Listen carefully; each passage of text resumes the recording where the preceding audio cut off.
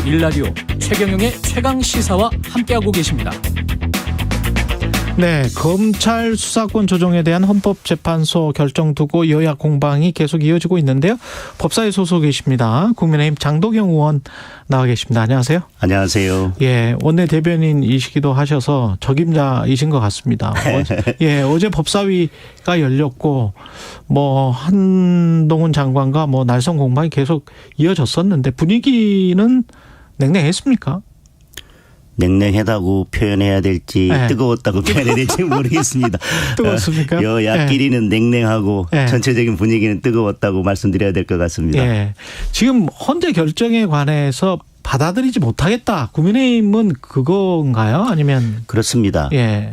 어떤 과정들은 결과보다도 절차가 더 중요한 것들이 있습니다. 예를 들면 지금 헌재 재판관이 9명이고 예. 5명이 이제 어느 쪽으로 하느냐에 따라서 사실은 결론이 바뀌지 않습니까? 그렇죠. 5대4가 이번에 나섰죠. 그렇습니다. 그런데 예를 들면 이 9명이 결정을 함에 있어서 2명한테는 이야기를 안 하고 7명만 모여서 자기들끼리 결론을 내고 헌재 결정문을 쓰고 선고를 했다라고 한다면 그 내용이 잘 됐든 잘못됐든 그것은 제대로 된 결정이라고 할 수 없을 것입니다.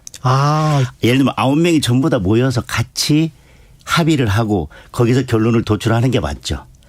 헌재 절차 자체가 잘못됐다. 아니 그게 아니라 예를 들면 우리가 그런 경우를 상정한다면 예를 들면 그 결과는 우리는 근데 어떤 TV나 이런 게 있으셔서 지금 그 말씀을 하시는 거 아니에요? 아니 그게 아니라 그건 아니고. 제가 예를 들어 보는 겁니다. 예를 들어서 만약에 국민들이 그런 결과가 발생했다면 이 결정은 제대로 된 결정이라고 받아들일 수 없을 것입니다. 예, 그렇다면요. 그렇다면 국회에서는 절차가 무엇보다도 중요합니다. 국회에서 법을 중요하다. 만들거나 어떤 결정을 할 때는 민주주의의 핵심은 다수결의 원칙이고 다수결의 원칙은 자유로운 토론과 정당한 절차에 의한 표결입니다.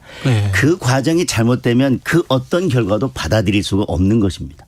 그 어떤 절차가 가장 잘못됐다. 헌재에서도 절차는 좀 위헌이다라고 헌재에서는 지금 검소완박법의 표결 과정에 있어서 표결권을 침해했고 공소 탈당이나 기리 표결 등 결국은 이 날치기 통과가 절차적으로 문제가 있다고 이야기를 했습니다. 의회 민주주의에서 다수결의 원칙에서 제대로 된 토론권도 보장되지 않고 그리고 안건 조정위와 같은 그런 절차가 다 잘못됐다고 인정을 하면서 그 결과물인 법은 유효하다. 이것을 저는 어떤 국민들이 논리적으로 받아들일 수 있을까? 근데 이제 절차와 내용은 효력이 있다 이렇게 이야기를 한 게 저는 이렇게 생각할 수도 있을 것 같아요. 그러니까 국민의힘에서는 음주를 했는데 음주운전이 아니단 말이냐 이렇게 이제 말씀을 하셨잖아요. 근데 맥주 한 잔을 마셨으면 면허 취소 사유는 아니잖아요. 맞습니다. 중요한 것은 그게 5명 중에 딱 1명의 재판관이 그렇게 결정을 했습니다. 절차 위반은 있지만 무효는 아니다. 그 이야기는 결국은 뭐냐면 이 음식이 썩은 음식이라서 먹으면 문제는 있겠지만 먹어도 죽을 것 같지는 않으니까 죽어라 이 얘기지 않습니까? 근데 이게 그러면 이게 그 민주당이 한 행위가 맥주 한 잔을 마신 건가 아니면 소주 2병을 마신 건가 여기에 관한 이제 맞습니다. 판단을. 그래서 제가 전제적으로 말씀드리는 게 민주주의에서는 다수결의 원칙이 가장 중요하다. 그 다수결의 원칙은 서로 자유로운 토론을 하고 소수자의 의견을 충분히 반영하는 절차가 제대로 지켜졌을 때만 그것이 결과적으로 정당성을 갖습니다. 다시 말하면 이 의회 민주주의에 있어서 표결에 있어서 그 표결 절차가 잘못된 것은 이것은 맥주 한 잔 정도가 아니라 소주 10병을 마신 것과 똑같다라는 것입니다. 소주 대병이다. 10병이면 대병짜리로도 한 2병 정도 되겠습니다. 그렇습니다. 그렇게 이제 비유를 하신 건데 이미 이제 이렇게 나왔습니다. 그래서 국민의힘 입장에서는 이제 억울하고 받아들이기 힘들 수도 있겠습니다만은 이미 나왔는데 이건 어떻게 하는 거죠? 그러면 앞으로는?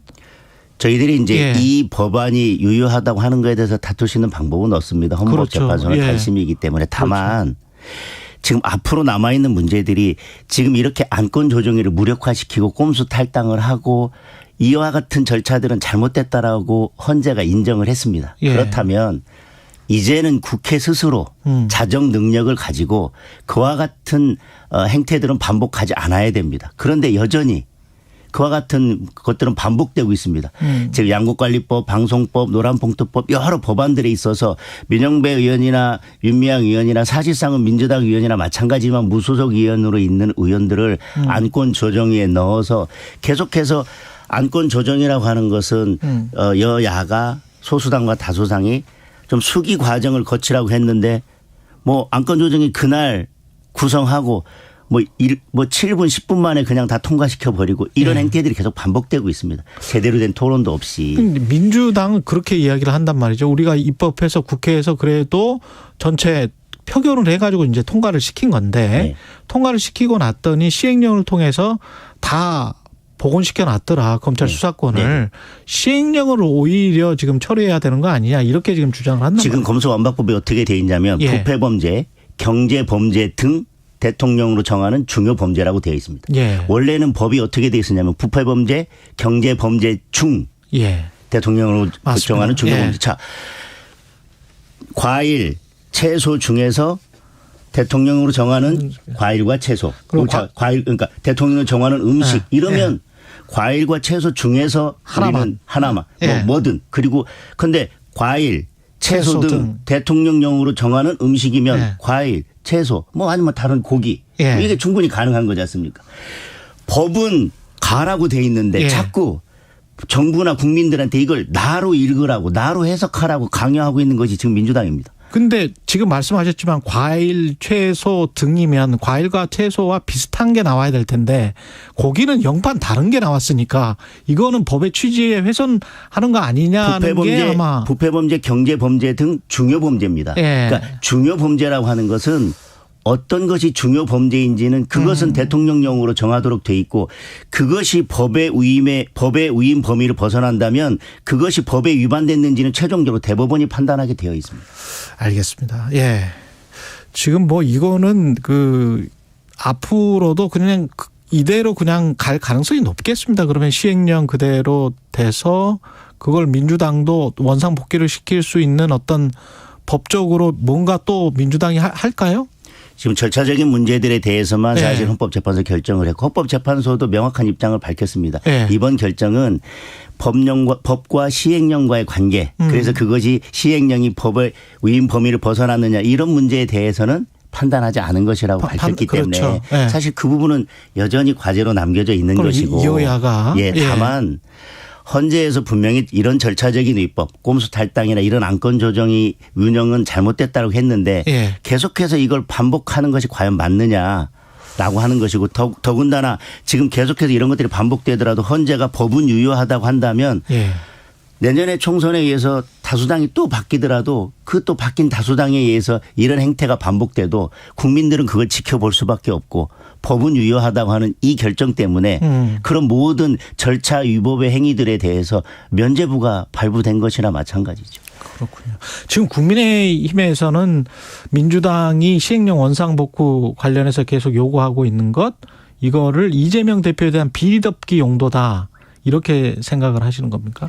비리덮기용으로 뭐 원상복구시켜라라고 하는 그런 것이 주된 것이 아니라 예. 결과적으로 보면 지금 어제 그런 보도가 있었습니다. 이재명 대표 예전에 공직선거법 위반 사건에서 이제 검사 사칭 부분 예. 검사 사칭 부분하고 뭐 형 강제 입원 부분 두 가지가 있었습니다. 허위 사실이. 예. 검사 사칭 부분에 있어서 핵심 증인이 법원에 나와서 증언을 했고 그것 때문에 사실 결정적으로 무죄가 됐는데 그 위증을 교사했다라고 하는 것이 위증 어제 나왔죠. 네, 보도가 됐고 어제 법원이 구속영장을 기각하면서 뭐라고 얘기했냐면 객관적인 증거는 어느 정도 확보가 됐기 때문에 구속의 필요성이 없다 이렇게 했습니다. 예. 그러니까 그 부분에서 객관적인 증거까지도 확보돼 있습니다. 그러나 지금 민주당이 말하듯 지금 시행령이 잘못됐으니까 그것은 적용할 수 없다라고 한다면 지금 시행령에는 위증죄가 들어가 있습니다.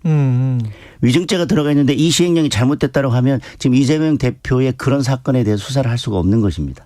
아니 근데 꼭 검사가 수사를 안 한다고 뭐 경찰도 수사를 해가지고 나중에 검사가 기소하면 되는 거 아닙니까? 지금 이제 위증죄가 예. 들어가 있는데 예. 검사가 공판 관여를 하게 됩니다. 그렇죠. 모든 사건에서 고소인이 있는 것도 아니고 모든 사건에서 피해자가 있는 것도 아닙니다. 국가적 법익이나 사회적 법익의 죄에 대해서는 피해자가 따로 있지도 않습니다. 그렇죠. 그렇죠. 그러면 공판 관여를 한 검사가 예. 사실은 저 사람이 위증을 하는지 안 하는지를 알 수 있기 때문에 사실상은 위증죄에 관해서만큼은 검사가 직접 수사할 수 있도록 해야지만 위증죄에 대해서는 제대로 그 범죄에 대해서 파악할 수 있는 것입니다. 굳이 왜 위증죄를 그러니까 검사만이 할 수 있는 건 아니지만 검사가 해야만 제대로 수사를 할 수 있는 이 위증죄에 대해서 왜 굳이 하지 못하도록 하려고 하는 것이냐. 만약에 이제 위증죄 그런 것들 하지 못하도록 하면 결과적으로는 지금 이렇게 지금 문제가 되고 있는 이재명 대표의 위증 교사 사건도 수사를 못하는 거 아니냐. 그런 지적을 하고 있는 것이죠. 결과적으로는 그렇게 되는 거 아니냐 네. 이런 네. 말씀이시네요.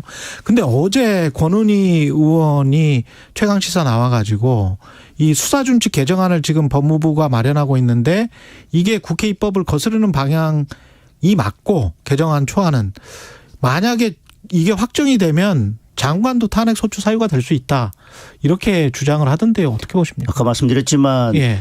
법률과 지금 시행령의 관계에 대해서는 헌재에서 어떤 판단도 하지 않았습니다. 그리고 국민의힘과 법무부 그리고 법제처의 입장은 이 시행령이 법률이 위임한 범위를 벗어나지 않고 있다라고 우리는 일관되게 이야기하고 있습니다. 그러니까 지금 시행령이 법률의 범위를 벗어난 것이기 때문에 탄핵 사유가 된다고 하는 것은 권은희 의원님의 개인적인 법률적인 견해라고 생각합니다. 네, 알겠습니다. 민영배 의원 그 꼼수 탈당 뭐 헌재도 지적했다 이런 말씀하셨습니다만은 민주당이 어떻게 처리해야 된다 보세요? 민영배 의원께서 사실은 헌재 이 결정 전에도 계속 복당을 하려고 했지만 하지 못했던 이유는 바로 복당해버리면 이게 검소완박을 위해서 위장 탈당했던 것이 사실은 간접적으로 그냥 드러나는 거나 마찬가지이기 때문에 못했었습니다. 예. 그러고 나서 이제 헌재 결정이 나서 법률은 유효하다고 하니까 지금 복당하겠다고 하는 건데 저는 법률의 유무효를 떠나서 분명히 절차가 잘못됐고 꼼수 탈당은 잘못됐다고 얘기했는데 지금 마치 뭐 개선 장군처럼 내가 복당하겠다라고 얘기하는 것은 이제 국민들에 대한 국회의원으로서의 예의가 아니라고 생각합니다. 예. 그리고 정순신 전 국가수사본부장 관련해서 그 학폭 이거는 그 같이 근무를 했고 KBS가 그때 익명으로 보도를 하긴 했습니다만은 5년 전에 보도를 했는데 몰랐을까요, 진짜?